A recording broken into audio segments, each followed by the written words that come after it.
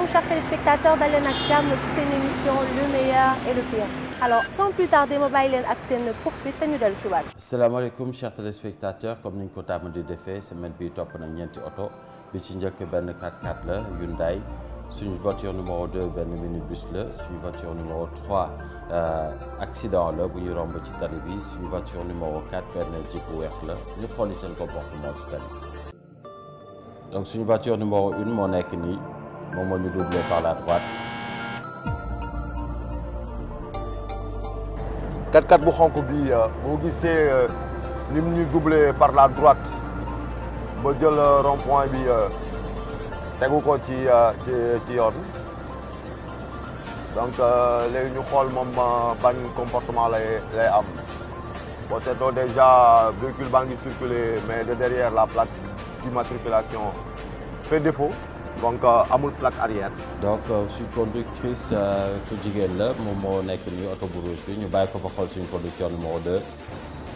bon gis ngeen minicar bi gis ngeen fi mu def arrêt gis ngeen ko xool leen nombre de personnes yi taxaw ci buntu bi xool leen ko mu ngi ni di yëg doodaan bi wàccee na nit ñi mais jusqu'à présent les gens ñu ngi accroché wu ci marchepied bi.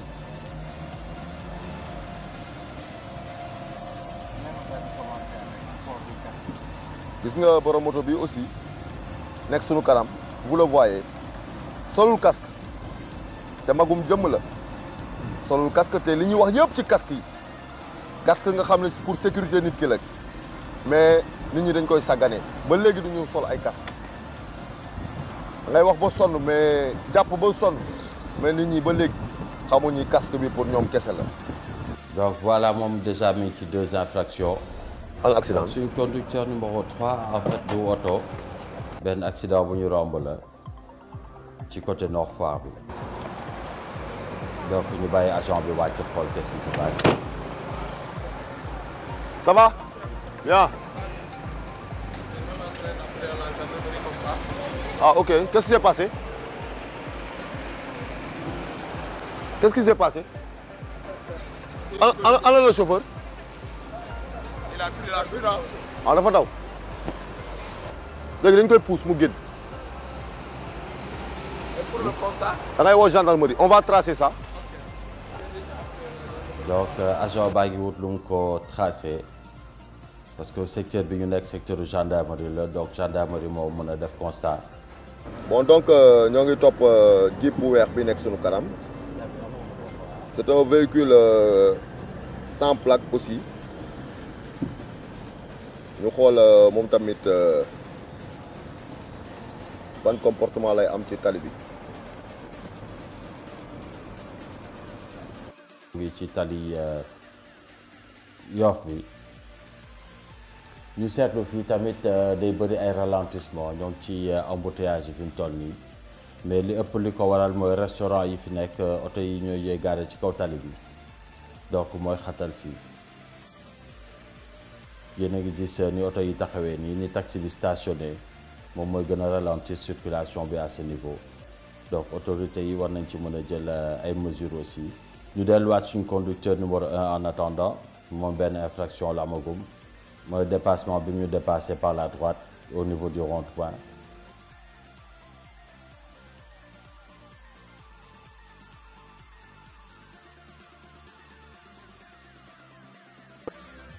donc moom ñoo ngi koy taxawal wax ko li ñu gis ci dawalam.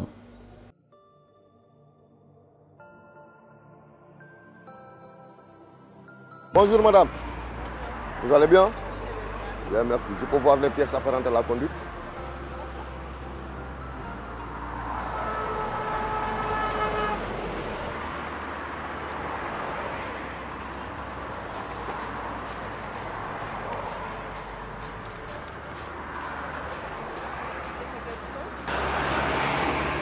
Où est la déclaration du véhicule?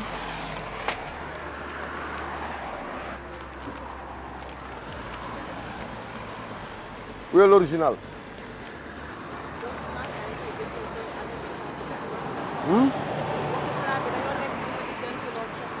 Ok.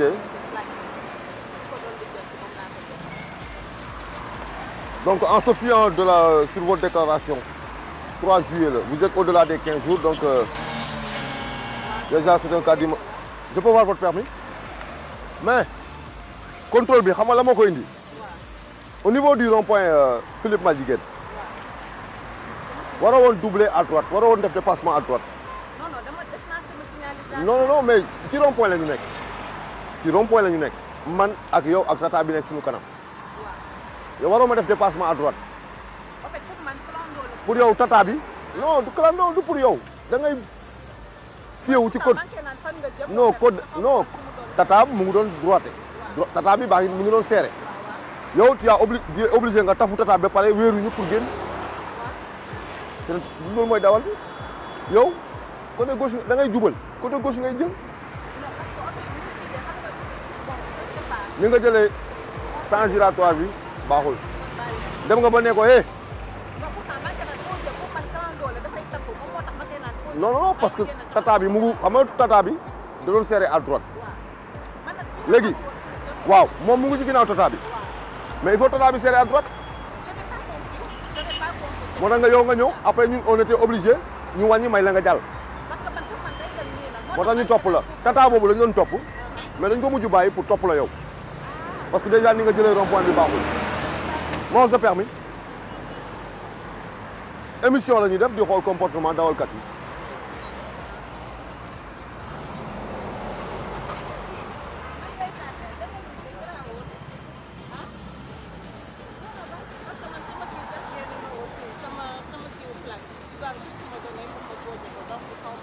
kooku la.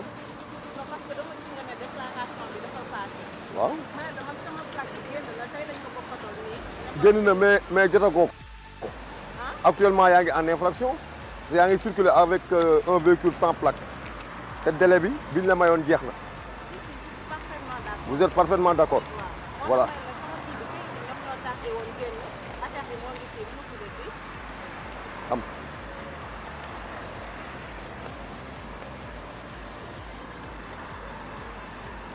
loolu yàggul ah.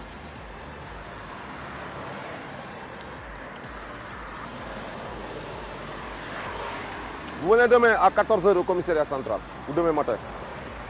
On vous prend le permis et l'assurance. C'est une fiche d'immobilisation. Vous allez vous immobiliser le véhicule. Donc suñu véhicule numéro 1 immobilisé nañ ko defal nañ ko fiche d'immobilisation ñu xooliwaat suñu véhicule numéro 2.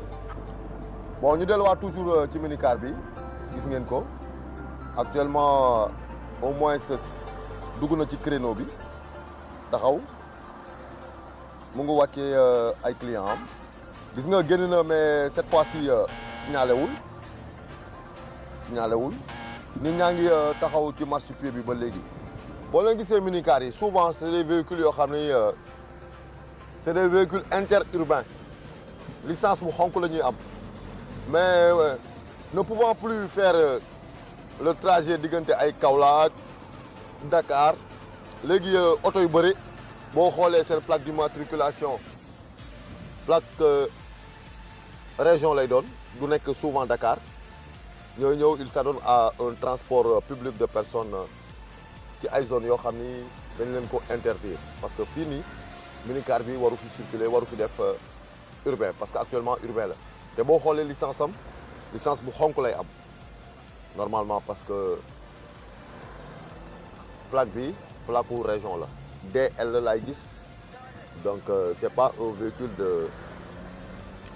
de Dakar donc c'est un véhicule interurbain ñu topp ko ba léegi les gens sont sur le marchepied borom minicar bu bleu bi tamit ngeen gis mu nekk ci juste ci ginnaaw minicar bi ñu topp nii gis ngeen buntu yi mu ngi ubbeeku chargement bi mu ngi débordé parce que buntu yi mënul tëju lii yëpp ay insécurité la donc yoo xam ne nit ñaa ngi koy exposer nit ñi ci kaw ñu ngi koy teg nit ñi ci kaw tali bi li yëpp yoon tere na ko.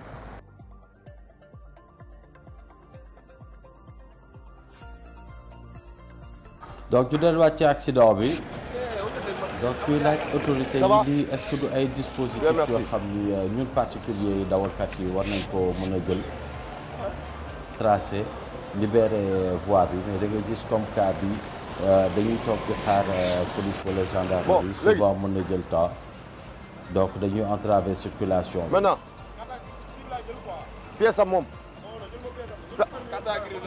carte grise am rek nga yor waaw léegi yow da ngay jéem a droite oto bi mu yëg na le moom ñu pousse ko kan sa bos yow mais mën na bouger on va essayer léegi xool nañ ko pousse moom mu dem na le comme ça mu bàyyi circulation bi mu daw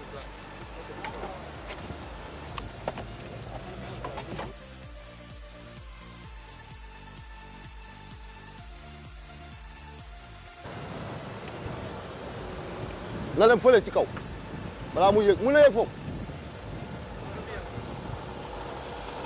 dama lay expliquer clando ci boppam yoon da koo tere ba pare moo tax yow nga koy sàcc di ko def parce que bu doon loolu yow kenn du la jàpp xam nga particulier baa ngi nii di dem kenn jàpp ko parce que yow véhicule particulier nga yor sa carte grise oto bi def transport état dafa ne pour nga def transport da ngay def sa oto jaune noir ba pare couleur jaune noir da ngay wut licence da ngay am permis transport da ngay am livret di nga am assurance transport bi bokkul ak assurance particulier lu tax yow li ñu la def noonu duñ ko def taxi c'est parce que taxi bi mu ngi ci dëgg yow nekkoo ci dëgg ensuite yow bu ñu nangoo pièces yëpp li war mooy nga toog léegi yow boo amoon choc fii nooy wax déedéet du lu ñuy ñaan ma ne léegi bu amoon choc léegi looy def fa ngay bàyyi oto bi non xam nga la moo am li ngeen di def chaque fois rek bu choc amee dans ce cas là ngeen daw bàyyi fa oto bi mais loolu moo fi am waxal yow doo ko def mais li muy dal clando souvent bu ñu defee choc ci cas yi ni da ngeen di wàcce rek daw. voilà def nañ benn rétrospective bu ndaw ci benn cas bu ñu amoon policier bi doon wax ak chauffeur bi mais ko lii mooy faral di am bu chauffeur yi clando yi li ci ëpp bu ñu amul papier bu ñu defee accident dañuy daw donc moo tax ñu indi waatal leen ko wane woon nañ ko ci benn émission. ñi ngi ñëw fekk leen fii ngeen def am benn choc léegi dañoo bëggoon nga expliquer ñu choc bi nu mu demee. man de damaa jóge wàcc di ñëw ci voie bi nii maa nekk sama voie maa ngi ko gis muy dérivé di ñëw ma taxaw di ko corner mu ñëw sama kaw après ci la ma mbëkkee nii ci phare bi maa ko dévié nii sax ba mbëkk phare bi nii mais kon sama kaw la doon dal complètement. léegi moom bi ko mbëkkee moom après anamu moom dafa daw parce que amul permis amul assurance amul carte grise amul visite technique bokk. permis amul visite technique. waaw léegi looloo tax moom mu daw. amul assurance aussi.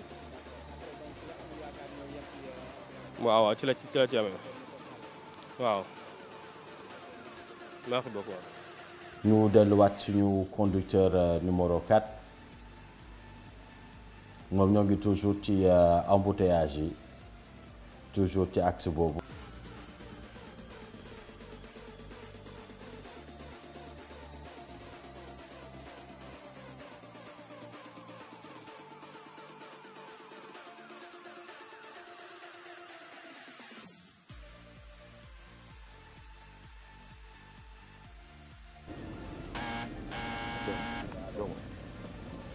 signalé wul ko ñu taxawal ko wax ko li ñu gis ci dawalam.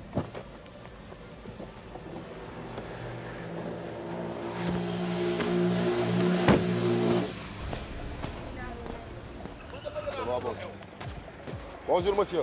Bonjour. Comment vous allez bien? Oui, je vais bien, oui. Je peux voir les pièces afférentes à la conduite? Monsieur, vous n'avez pas votre ceinture de sécurité? Non, je l'avais. Vous l'avez? Non, je devais sortir. Monsieur, en vous garant, vous n'avez pas signalé à droite? Si, j'ai signalé, oui, si. Là, je peux voir les pièces afférentes à la conduite. Vous avez besoin de quoi exactement? De votre permis et des pièces afférentes à la conduite.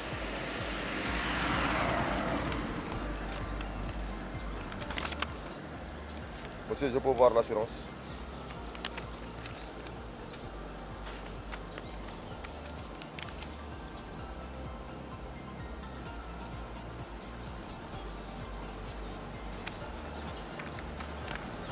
Monsieur, vous êtes en infraction. Ouais, vous êtes en infraction.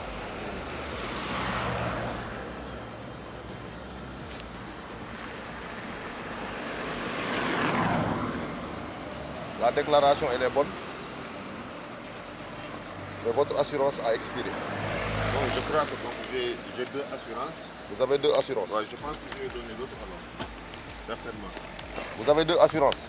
Non, j'ai beaucoup d'assurances. Bon, donc... Celle-là a expiré le 20 juillet 2019. Wow. Celle-là, c'est dans les assurances. Vous ne parvenez pas à avoir l'assurance. Oui, c'est certainement... Donc, monsieur Gaï, votre véhicule sera immobilisé pour défaut d'assurance. Ah. Ouais. Et c'est quoi la procédure alors pour récupérer ma voiture? C'est savoir quoi la procédure? Pour le moment, le véhicule ira directement en fourrière, au niveau de la brigade la plus proche ou du commissariat le plus proche. Vous mettez votre ceinture, monsieur. dañ la doon topp Jojo toppee nañ la depuis côté rond-point Ngor bi ba fii gis nañ ni déjà li may njëkk a wax mooy permis yu yàgg yi nga yor permis yu rose yi je sais que tu es là tu as le cœur en rose. mais c'est le moment foog naa pour changer permis. ministère bi am na jéego yu am solo yu ñu ci def. Super. Voilà donc je pense que j'en profite pour lancer un message ñi nga xam ni jotaguñ changer seen permis. ñu dem changer ji ko. Effectivement. Bon deuxième chose je pense que sa assurance da nga ko fàtte.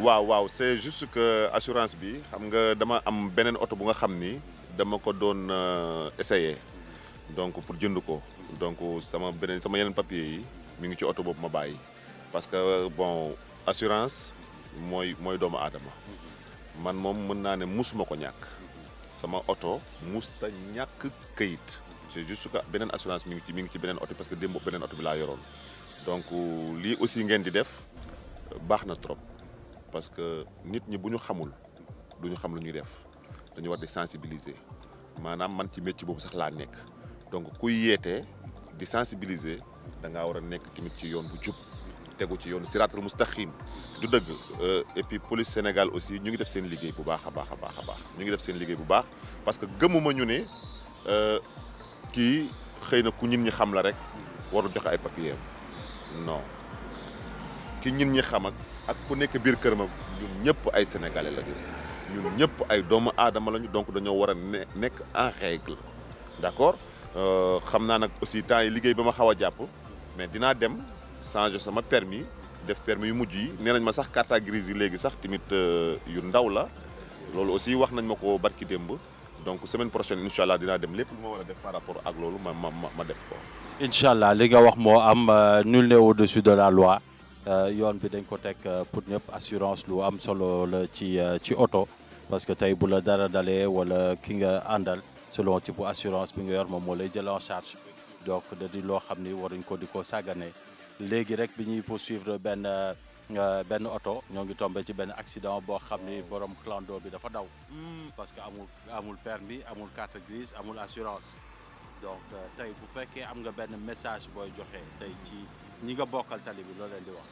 li ma leen di wax mooy doomu aadama bakkan dafa foor kenn du ko foowee bu fekkente ne yaa ngi dox ci tali bi nga yor loo xam ni malaaka la woykat yi woy nañ ko bindkat yi bind nañ ko oto malaaka la donc soo ko yoree fexeel nga nekk en règle parce que tey on ne sait jamais ndogal mën na dal doomu aadama fu ne boo xoolee tey keroog ba Sénégal ci Coupe d'Afrique bi ba Sénégal gagné xamatuma kan ba ñuy jubilé am na benn boy ba yoroon moto benn oto romb ko mbëkk ko donc loolu ndogal la ko dal parce que ku nekk woon ba ngay génn sa kër boo demee oto dina mbëkk ba nga ñàkk sa bakkan du génn donc ndogal jombul doomu aadama mais li gën mooy après ndogal bi bu fekkee ne yow oto bi nga xam ne yaa ko mbëkk am nga assurance di nga mën a taxaw défendre sa bopp xam ne am nga assurance lépp li assurance war a def mu def ko nit ki aussi xanaa xamul nit ci boppam dafa war a di assurer boppam mais maa ngi lancé aussi beneen message ci ñi nga xam ne ñoom ñoo gérer assurance yi parce que dañuy fay suñu xaalis di dagg assurance donc bis bu ndogal dalee suñu oto bu ñu ñëwee ñu ne ci suñu assurance ci 24 heures yi war nañoo war a mën a régler suñu problème mais assurance dañ ciy topp 2 ans maa nga topp ci 1 an ba mujj gi yow da ngay découragé mujj koo bàyyi defaral sa bopp sa oto ça aussi je crois que c'est injuste bu fekkee du moment que dañuy dagg assurance te bu fekkente ne dagguñu assurance ñu teg yoon dal suñu kaw donc aussi bu ñu demee ci assurance yi pour ñu delloo ñu suñu bien defar suñuy oto dafa war a nekk loo xam ne daar la war a doon loolu aussi dama koy adressé ñi nga xam ne ñoom ñooy assureurs yi waaw. absolument merci beaucoup Jojo kaddu bi rafet na mais n'empêche comme tey daanu nga ndax assurance bi nekkul ak yow. donc waaw dinañ la immobiliser quand même ndax infraction la. d'accord kon pas de souci moo tax laaj naa ko. moom mi ma jàpp ni xàmme naa ko. et mu nekk ku nga xam ne aussi ku déggul ku xamul jëmmam xëy na dégg nga turam muy amul yaakaar xàmme naa ko bu baax a baax a baax et dinaa leen wax benn affaire xëy na bon ci télé lañ nekk sax du ma ko wax mais tey ànd ngeen ak ku nga xam ni Afrique bi yëpp xam nañ ko ci liggéey bi muy liggéey ci jub bi mu jub et je crois que c'est ça loolu mooy suñu fierté ñun tey bu ñu nee sénégalais ñu ne dignité bu ñu nee sénégalais ñu ne fulla bu ñu nee sénégalais ñu ne fayda ba fu ñu dem ci àdduna bi ba dañuy yàkkamti génne suñu passeport wane ne ay sénégalais la ñu donc mi ngi représenté réewam dignement partout je te jure dem naa en Afrique fii Afrique pays limitrophes yi ñu ne ndax xam nga un certain amul yaakaar lan mooy amul yaakaar en wolof je dis mooy y a pas d'espoir bu fekkee nekkoo en règle da ngay dem nekkee en règle day teg yoon sa loxo boo ko doon jox ay milliards yi day teg yoon sa loxo il n'est pas du tout corrompu n'est-ce pas donc ànd ngeen a koo xam ni xëy na exemple la tey ñëpp war nañoo mën a roy ci ñoom ak xale yi nga xam ni tey rêvé wuñu dara lu dul nekk ay homme de tenue nekk ay militaire wala ay policier wala ay nangam donc moom référence la exemple la ci ñooñu ñëpp maintenant maa ngi infraction laaj naa ko ma ne ko lan mooy procédure bi mu ne dañuy immobiliser oto bi bu ñu ko immobiliser je pense que ne damay dem dagg assurance ma ñëw joxe ko bu fekkee damay fay ma fay c'est 12 000 ou 6 000 après je récupère ma voiture. absolument merci beaucoup Jojo kon voilà.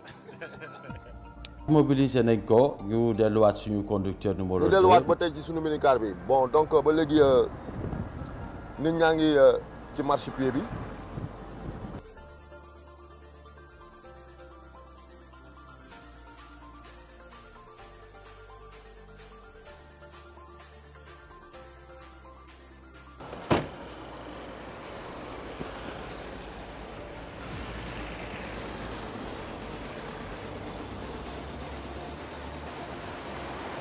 ba ngeen bàyyi nit ñi fii ci marchepied bi ça va on se permet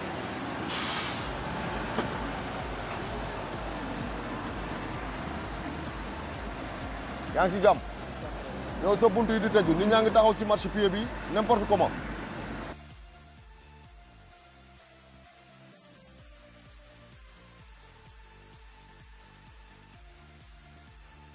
an sa permis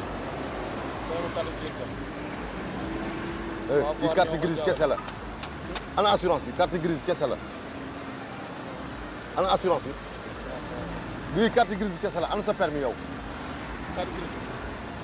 lii gendarmerie moo la jàpp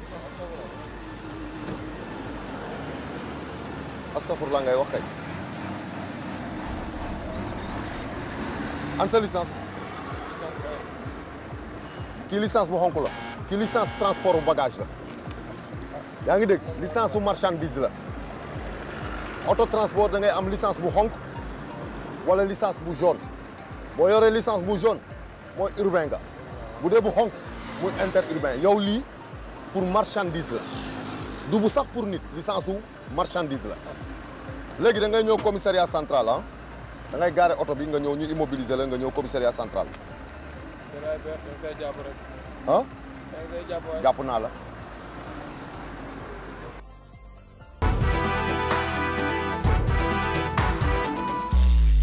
donc lii la leen indiloon chers téléspectateurs semaine bi tamit amuñu meilleur ñaari meilleur des pires la ñu am ak 2 infractions mooy voiture numéro 1 Hyundai bi ak Jojo suñu pire conducteur nag mooy clando bi def accident amul benn papier ba pare daw mooy suñu pire conducteur de la semaine di leen di jaajëfal di leen jox rendez-vous semaine prochaine pour un autre numéro. Gis ngeen ngeen ko chers téléspectateurs ci 4 numéros yu passé yëpp amuñu benn meilleur conducteur maanaam koo xam ni dawalam jaar na yoon teg ci mu am ay papiers yu mot ma leen ñu fàttali chers téléspectateurs que mën ngeen ñu envoyer seen commentaires ak seen suggestions ci suñu page Facebook le meilleur et le pire wala suñu compte Twitter le meilleur et le pire ou page Instagram le meilleur et le pire merci beaucoup. suñu pourquoi semaine bi nag mi ngi jëm ci eaux usées yi xam nañ ni nawet lañ nekk.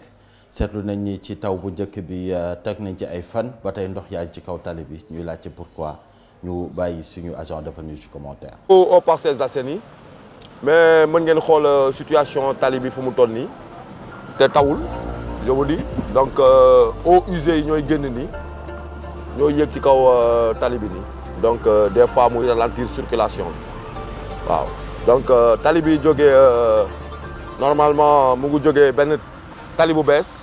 tali bi mooy dem ba fële croisement bi ak tali bu jëm Dior mais boo xoolee partie bi fii actuellement gis nga ni mu mel te nawet bi nii lay continuer donc lii yëpp dafa participer ci liy ralentir circulation bi ça c'est de l'eau nauséabonde boo xam ne vraiment noyyi ko sax wóorul donc vraiment yi war nañ ko mën a signaler parce que aussi day gàllankoor circulation bi donc gis ngeen oto yi allure bi ñu fi dawee waaw te boole ci xeet bi vraiment xeetu ndox mi doy na waar waaw donc tu vois il y a même des gens qui sont obligés de mettre des bâtons pour jéem a contourner oto yi parce que y a des dangers peut-être que danger moo fi am donc vous voyez les bâtons que les gens ont exposés sur la chaussée vous voyez parce que sûrement dafa am ay pax donc situation yi war nañ ko bàyyi xel vous voyez donc gis nga ndox bi fi muy jógee ndox baa ngi nii fii lay jógee vous voyez mu ngi ball ci tali bi donc lii bokk na ci liy gàllankoor circulation ñu fàttali chers téléspectateurs que mën ngeen ñu envoyer seen commentaires wala seen suggestions ci suñu page Facebook compte Twitter wala Instagram le meilleur et le pire. amoon naa mbégte chers téléspectateurs présenté leen seen émission le meilleur et le pire. remercier nag ñëpp ñu ñu envoyé seen i suggestions seen i commentaires ci suñu page Facebook Instagram compte Twitter alors ma leen ñu fàttali que mën ngeen continuer di ñu ko envoyé ma leen ñu jox rendez-vous vendredi prochain à la même heure sur la 2STV au revoir.